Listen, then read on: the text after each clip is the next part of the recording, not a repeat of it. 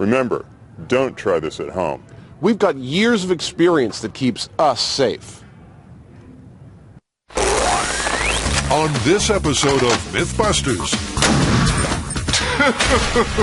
That is just crazy. Adam and Jamie test the myth that falling bullets can kill.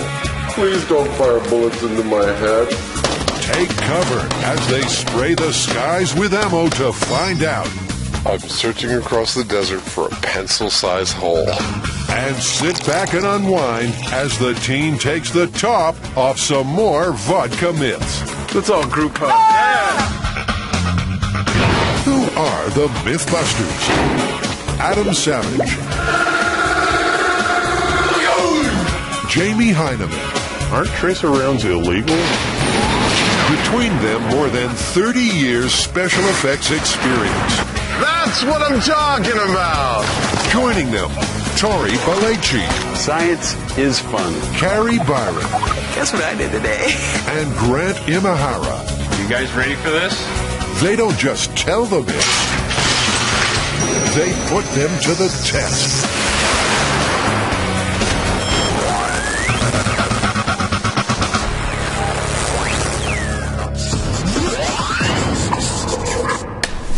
What do we got? This one's another one of those myths that everybody's heard of, and that is that if you fire a gun straight up in the air, that the bullet, after it's done its thing and gotten all the way up there, is going to come down with lethal velocity. If it hits you, it'll kill you. This is the kind of thing that happens on the 4th of July or some type of celebration. Someone pulls out their gun to add to the festivities, and the bullets rain down on society and innocent bystanders, thinning the herd. That's it. They're talking about when celebrations really go off with a bang. When revelers get fired up and start firing up. They think it's harmless fun, but are they right? Or when the bullets come down, are they still deadly? To find out, they'll start with some in-shop simulations. First, they'll clock the terminal velocity of a falling bullet. Then they'll figure a way to fire bullets at terminal velocity to see what damage they do. And finally, they'll fire real bullets straight up to see what falling bullets do for real. So, step one, to find out how fast a bullet falls, they want to know how high one goes. The question is, what height will a bullet go to when you fire it into the air? And to answer the question, what we were thinking was to correlate the density of ballistics gel with the density of air. Huh. Jamie doesn't seem entirely convinced, but Adam's adamant. So he plows on alone. He knows that 1 cubic centimeter of air weighs 1.2 milligrams. But what about ballistics gel? Look at that. That is so beautiful. At 1 gram, ballistics gel is 650 times more dense than air. So by my theory, if I'm correct, if we fire a bullet into ballistics gel and it goes 1 foot, then it would go 650 feet in air. Next morning, the guys decamp to the police firing range, along with a half a ton of ballistics gelatin, which they arrange into a 16-foot-long block. After mixing up all this lot, Adam set his sights on some gun fun. Hey, given that you're always shooting, you mind if I take these shots? Firearms instructor Sergeant Al Normandy is on hand to keep an eye on the experiment. First up, a 9mm pistol. Magazine's out, slides locked back, we're safe. Go ahead and proceed forward. Let's take a look at it. Look at this, it's beautiful. The slug made it all the way to the 3rd block. Look at that, there it is, 5 feet in. According to Adam's theory, that's equivalent to 3,250 feet in air. Now for the 30-06, some serious firepower.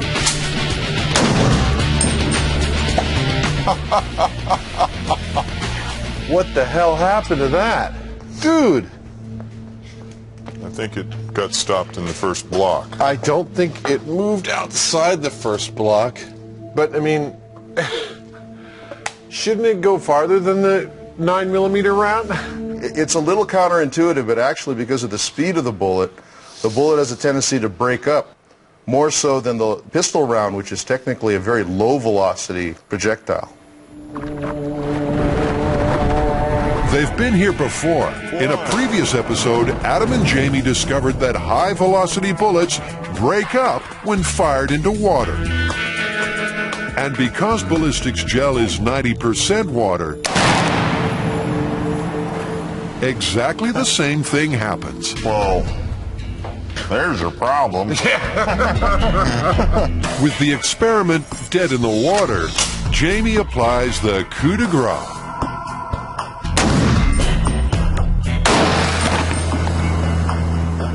Oh, that is just crazy.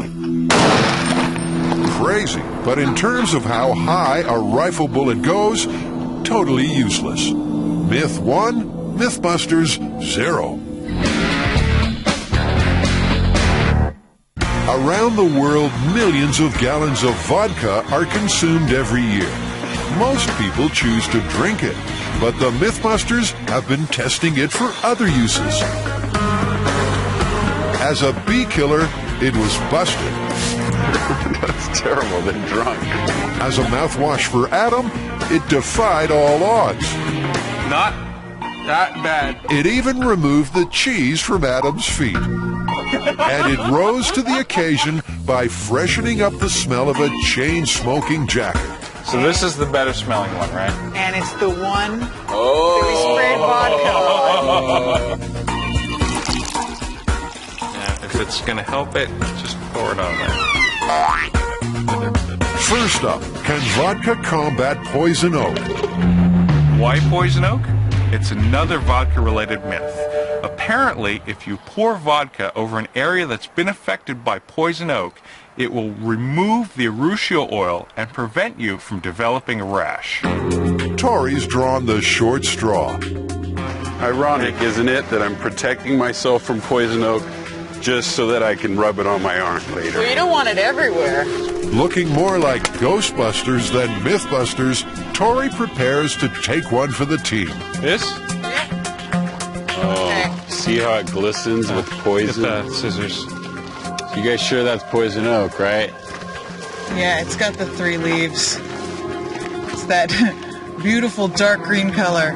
Carrie's ruled out of this rash myth as she's been dangerously allergic to poison oak since childhood. What are you trying to do, get enough to make a salad? According to some, chewing poison oak protects against its effects.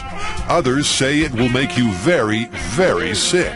So, what's the toxic ingredient?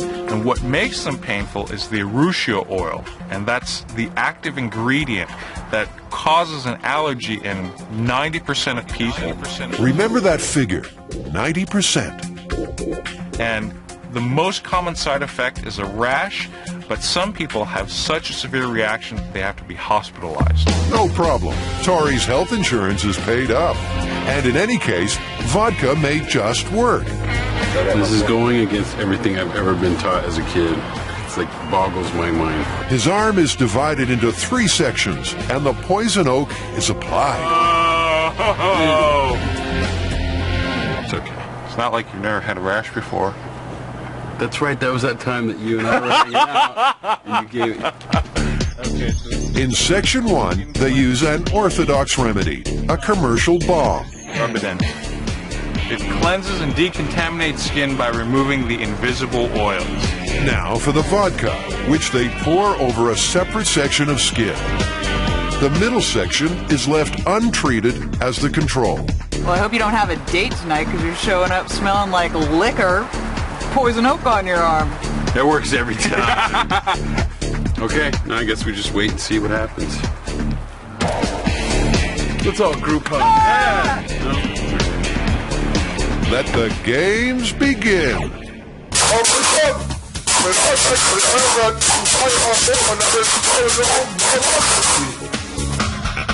And can you find a Mythbuster who isn't immune to poison oak? I have no rash. But you're allergic. In the myth that bullets fired up can kill, Adam and Jamie have been trying to find out how high a bullet can go. Oh, that is just crazy. Their first experiment drew a blank, so it's back to the drawing board. Well, that was a good waste of time. I mean, we didn't really get any useful data at all from firing a bullet into the ballistics gel. No. I mean, the faster the bullet, the more the gel resisted, just like water. Well, we might have busted out experimentally, but there are computer simulation programs that can give us the figures on a vertically discharged bullet. And here's what we got. A 30-06 bullet will reach a maximum height of 10,000 feet and take 58 seconds to make its round trip. A 9mm bullet will reach a maximum height of 4,000 feet and take 37 seconds to make its round trip. Well, that's certainly high enough for it to reach its terminal velocity on the way down on both bullets. So all we need to do is find out what that is. Terminal velocity is the maximum speed at which an object can fall through the air. It's reached when the force of gravity is matched by the force of wind resistance, at which point the object can't go any faster. To find the terminal velocity of a bullet, Adam builds an acrylic wind tunnel. He fires a high-speed jet of air from below and inserts a wind speed meter at the top. Everything's set.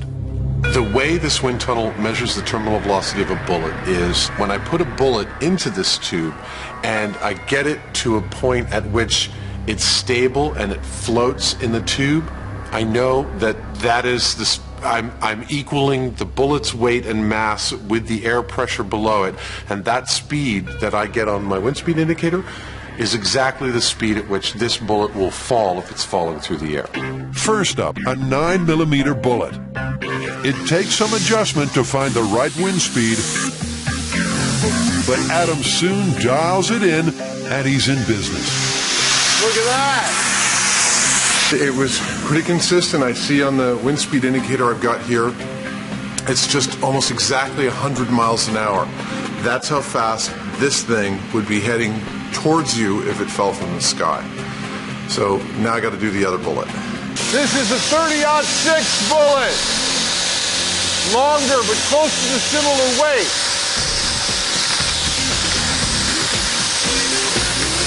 Look at that!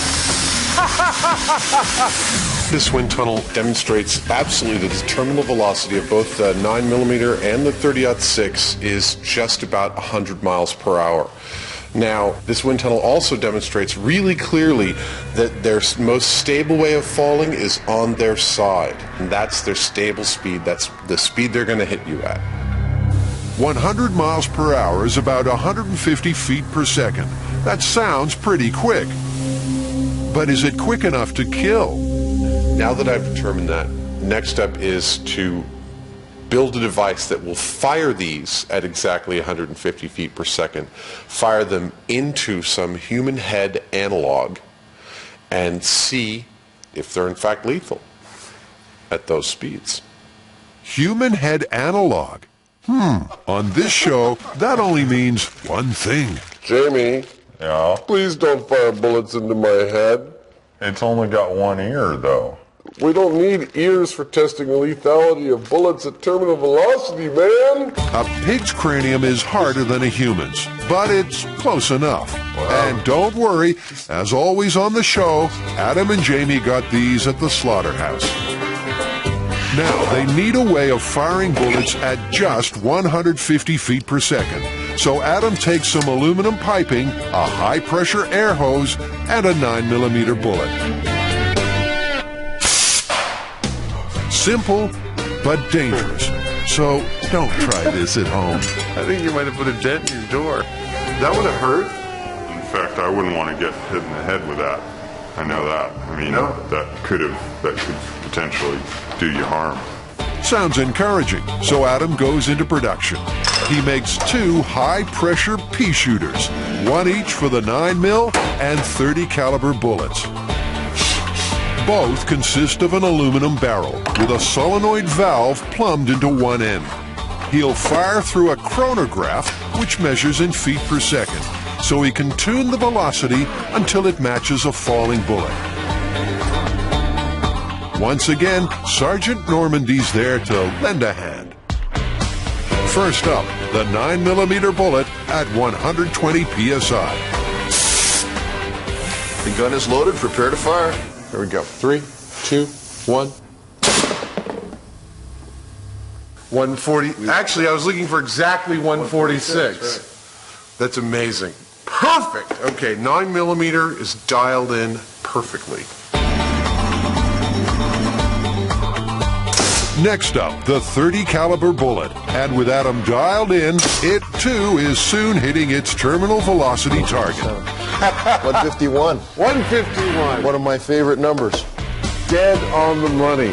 Now, with a little help from the pigs, he should soon know if bullets fall fast enough to butcher.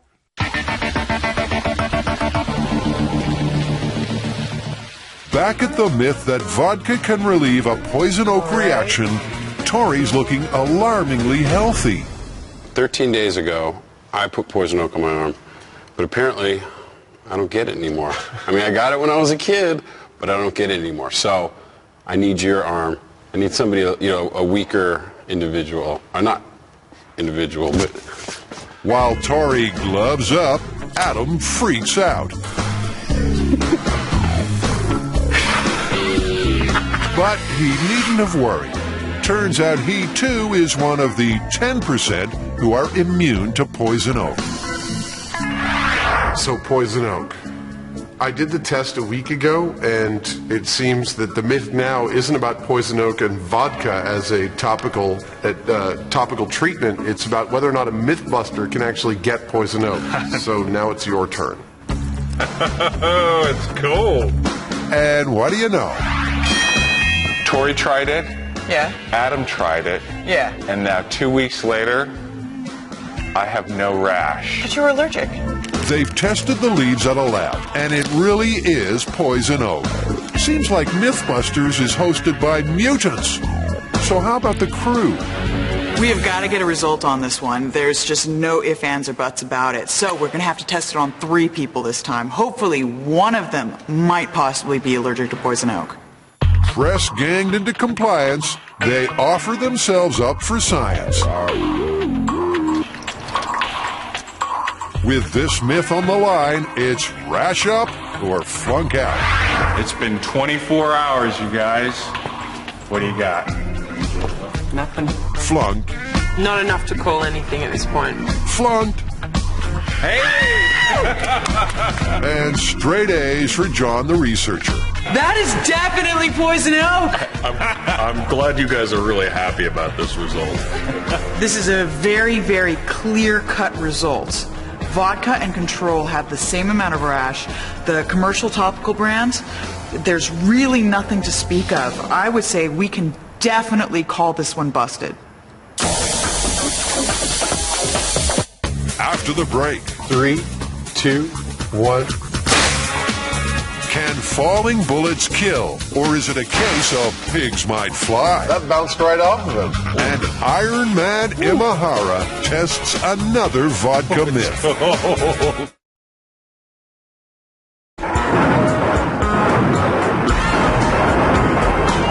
Firing guns in the air can be bad for your health, or at least that's the myth. If it's true, these cowboys should be wearing helmets, not hats, because falling bullets can kill. Adams found a way to fire bullets at their terminal velocity, the speed at which they would fall if fired straight up. Now he's planning to take a pot shot at some porkers. Look, and they come with these handy targets. Okay, bullets loaded in 3, 2, 1, fire.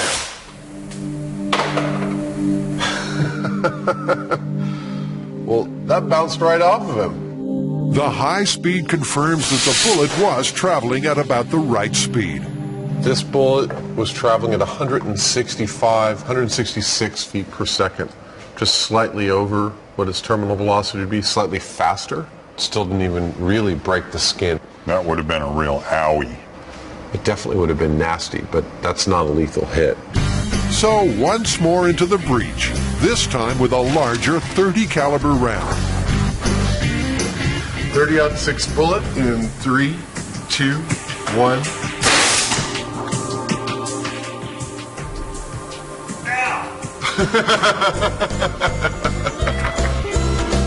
Here's where it hit, and it really definitely pierced the skin, but bounced right off. One small dent in the skull, one giant ding in the myth. I'm starting to suspect that 150 feet per second of bullet's terminal velocity just isn't fast enough to be lethal.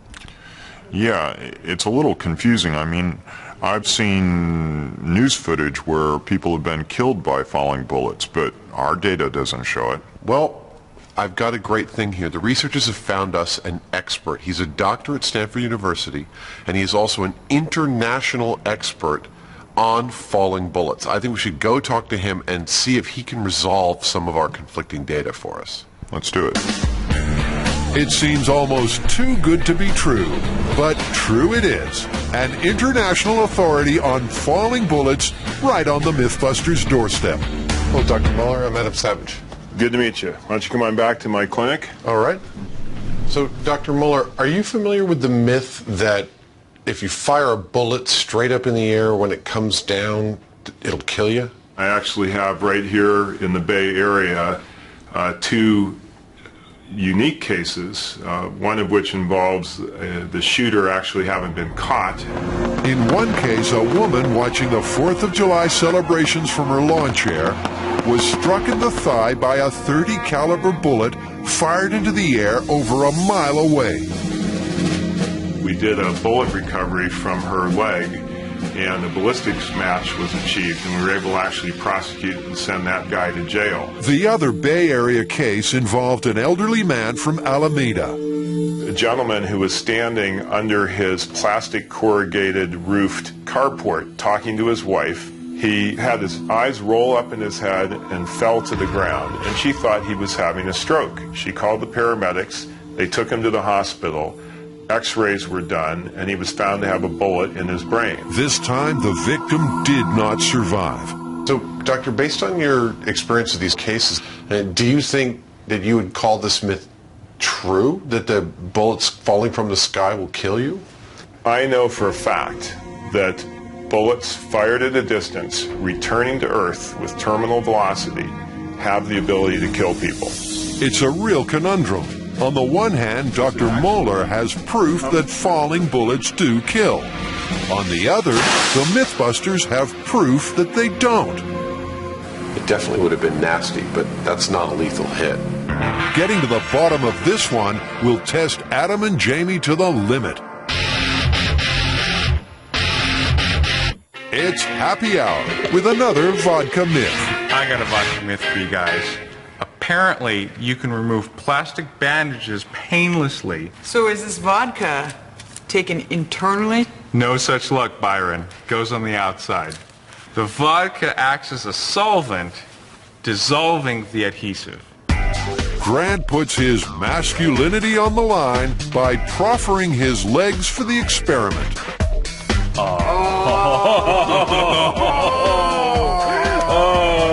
That's gonna suck taking it off. The plan is to soak one bandage in vodka. The other will be the control. Pain will be the judge. Oh, it's cold. Whew. Iron Man Imahara grits his teeth. Maybe the vodka will act as a local anesthetic. There are girls at Swiss finishing schools rougher and tougher than Grant. How do you want to do this? Do you want to just go quick or should we go slow? I don't know. What is traditionally more painless? Quick, huh? You ready? Okay, go for it. Fast. Ready? 1, 2, 3. If you wear a hearing aid, remove it now.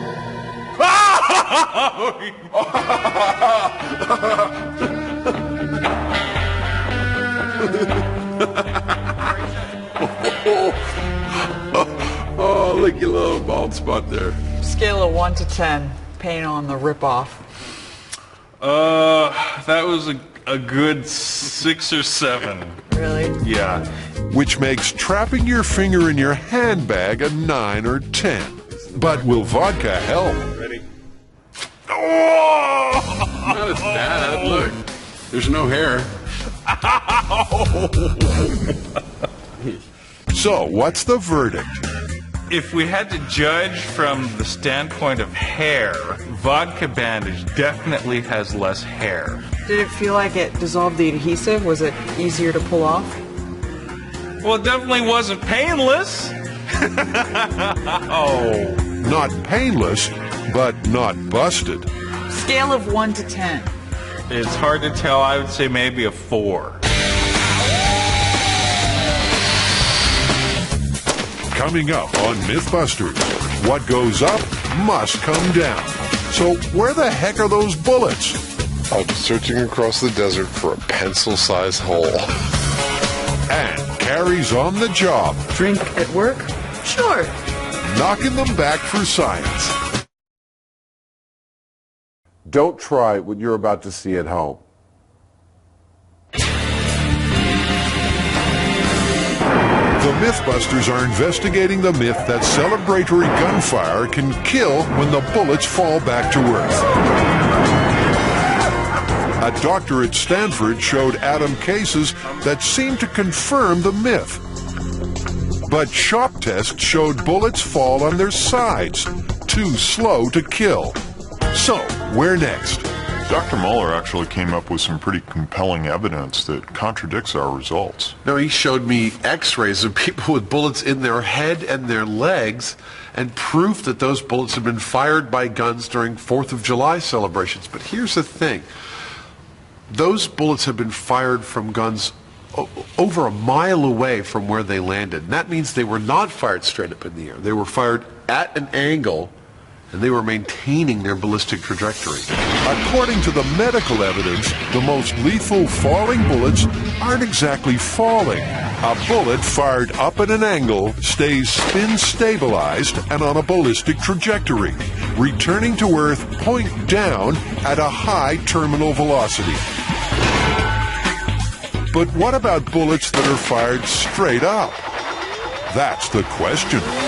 Even though it's going to be really hard, I think it's time to do this for real and go out to the desert. Then we get to see if what we find out there matches the test we did in the shop. Road trip. It's sunrise on Bullets Fired Up Day, and the Mythbusters lead a convoy into the middle of the Mojave Desert. If this isn't the middle of nowhere, you can certainly see it from here. It's the perfect location for today's experiment. Well, the desert suits our purposes in this myth in that it's completely desolate. We've got like 2.5 miles around us in every direction of empty, perfectly flat lake bed. It's the ideal location to find a bullet if one can be found. To improve the odds, Adam and Jamie have borrowed several pairs of eyes and ears.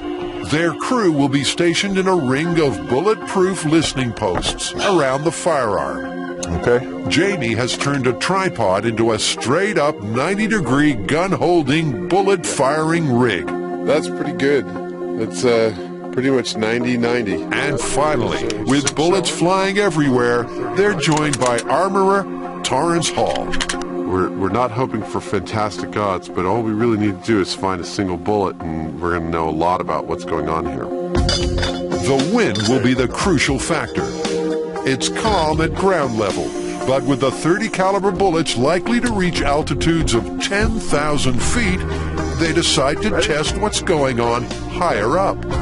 For science!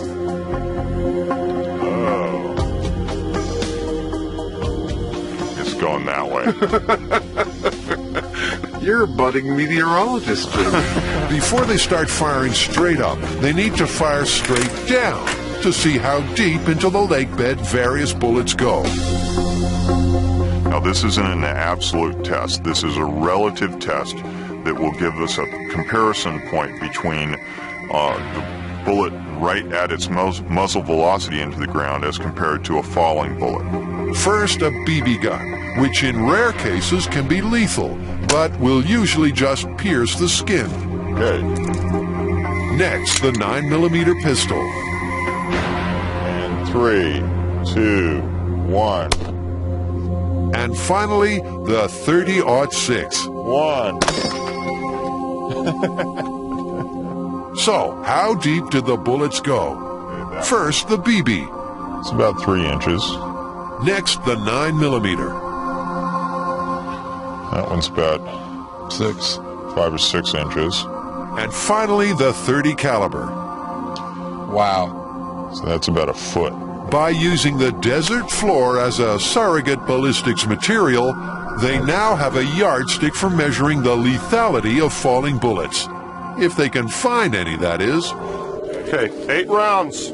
8 rounds, everybody. All right, firing in 3, 2, 1.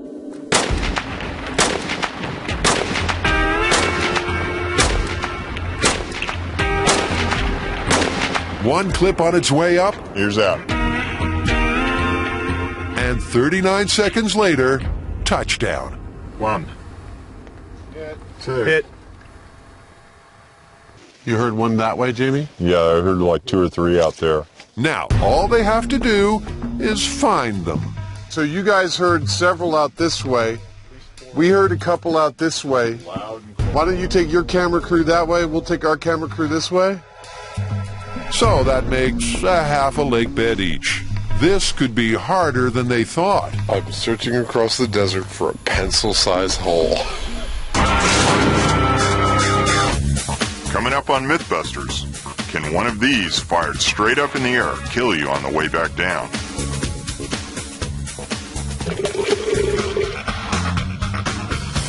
I guess I'm a cheap date.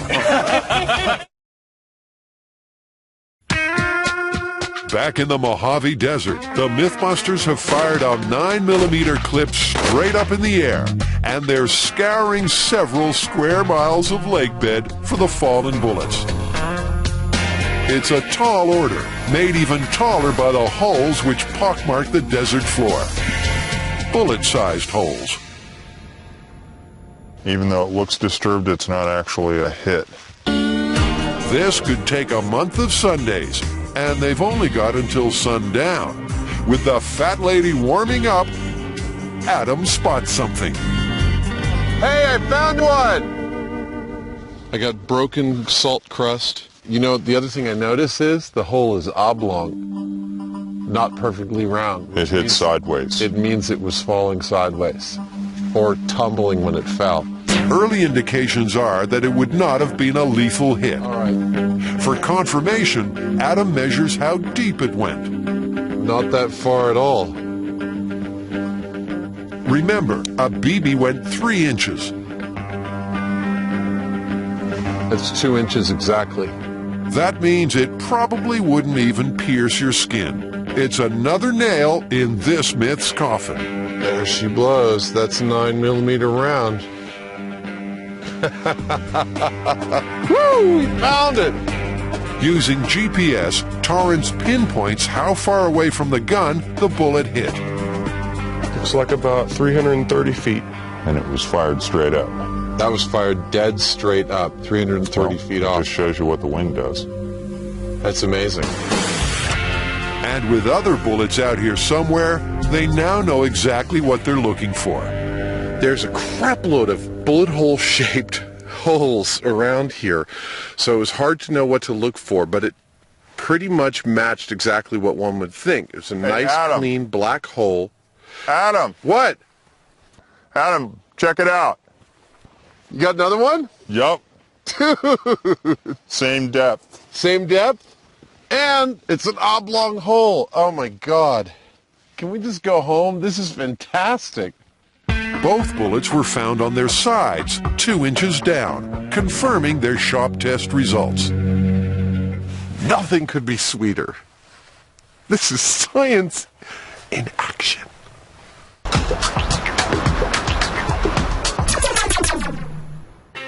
One for the road. A final vodka myth. What's going on? You got vodka, I see water filters.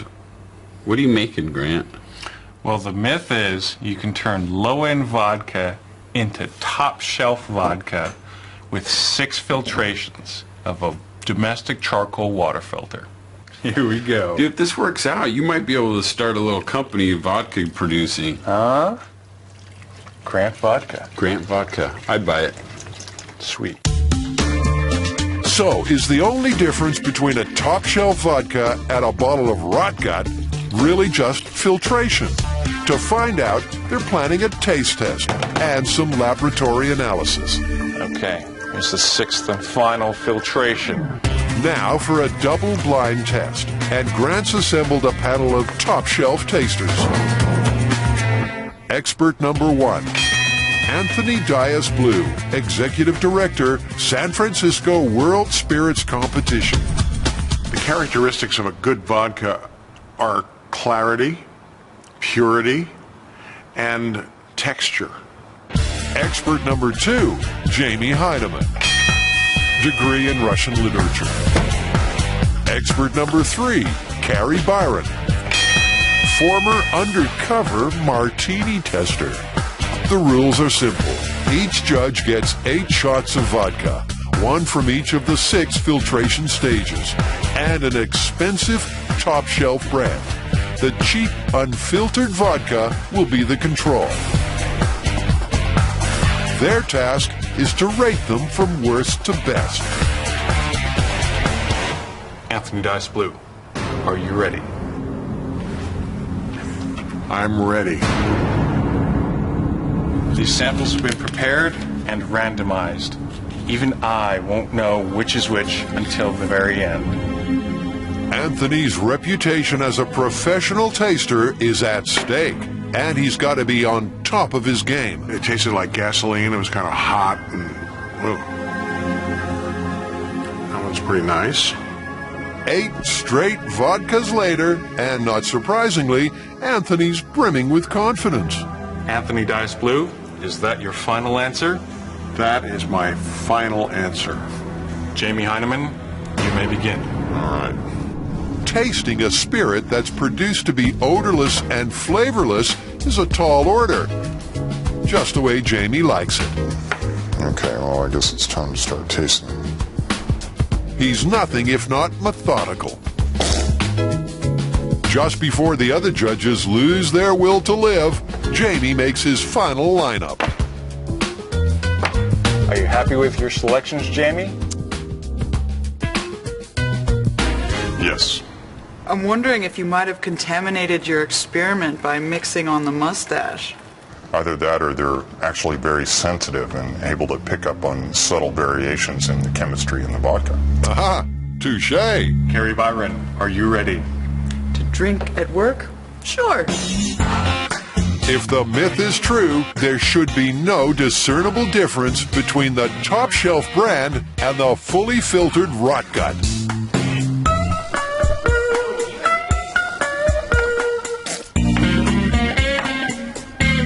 I think I could go with this. Okay, you're sure about this? No, not at all, but I'm going with it. All right. So, what are the results? Carrie's worst. What's the top shelf? 3rd filtration. Not the best of starts. Carrie's 2nd worst. The top shelf. And she flunks out in 2. 3rd to best. The control. I guess I'm a cheap date. Now we know what Carrie likes. With cheap and cheerful Carrie eliminated, it's over to the Mythbuster with the mustache. Mr. Heineman, are you ready? I'm ready as I'll ever be. Here I go. Jamie's 2nd worst. The control. It's not bad. That's very good. Well done. 2nd best is 5th filtration, leaving the top shelf. You did really good. I guess I did good. Cool. Jamie pretty much nailed it. So finally, it's over to the pro. Anthony's worst, the control. Lower shelf vodka. Perfect guess. Second best, spot on. 6th round filtration, And first place, the top shelf vodka. You did good. Very good. Thank you. Bad. in fact, Anthony called it exactly right. Well, congratulations, Anthony. Looks like we got the right man for the job. Your reputation is intact. Well, I'm relieved. I mean, as you say, I can keep my job now. So, how about the myth? Still standing or slumped over the bar? Passing a low-end vodka through a filter will make it better, but it won't make it a top-shelf vodka. Let's give the last word to science. Can filtration turn a cheap and cheerful vodka into a top-shelf drop? Dr. Byron has the laboratory data. So, Doctor, were you able to turn cheap vodka into good vodka by filtering it? Well, actually, I just got the lab results, and the gas chromatograph showed that there are really absolutely no difference in chemical composition between the filtered vodka and the low-end non-filtered control vodka. So it's probably cheaper just to buy the good vodka than actually going and get water filters and filtering the crap vodka. Yeah, so I'm calling this busted. Good job, Doctor.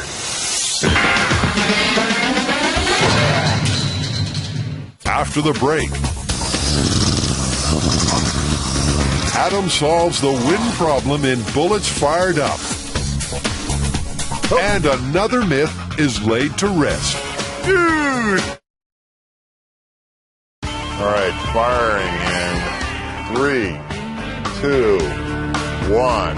Back in the Mojave Desert, the Mythbusters have been firing 9mm bullets straight up in the air to see if they're lethal when they fall back to Earth. Both the bullets they've found fell sideways at a non-lethal velocity, confirming Adam's wind tunnel shock tests. Now it's time for the 30-06 assault rifle. Safety's going off. Weapon is hot.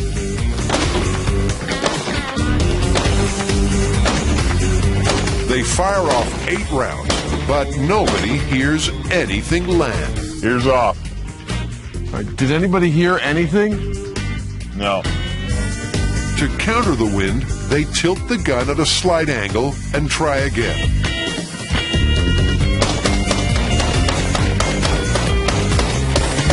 "40 rounds later, and they're still drawing a blank. All right, did anybody hear anything? Nope. Damn it. With no clues as to the landing spot, the search proves fruitless. Adam, have you had any luck finding 30-06? No. I think we got super crazy lucky on the 9mm. The clustering was incredible, and the crew has just been astounding. But the 30-06 is flying more than twice as high, almost 10,000 feet in the air before it comes down. It's like it's in the jet stream and it's headed for the Pacific Ocean or something. In the absence of a .30 caliber bullet, this myth has an annoying loose end. Luckily, Adam has a plan B. It's all about beating the wind.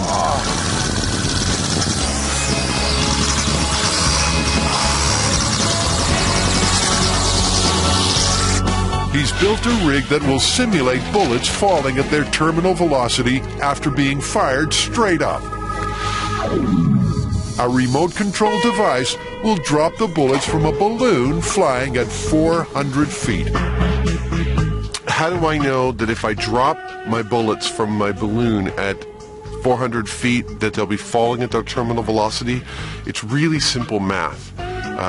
Gravity pulls everything towards the Earth at an increasing rate of 32 feet per second per second. That means that every second an object falls, it's increasing in its speed by 32 feet every second. From 400 feet, they'll hit their maximum speed of 150 feet per second just before they hit the ground. And this time, the guys will know exactly where they've landed. All right, I think this is pretty good. Yeah, the altimeter says we're at a beautiful height, about 140 meters, which is just about 400 feet. Okay, well, the EMTs are standing by in case we get hurt. All right, everyone's got their hard hats on? All right, Give us a countdown. 3, 2, 1. Oh, they dropped beautifully.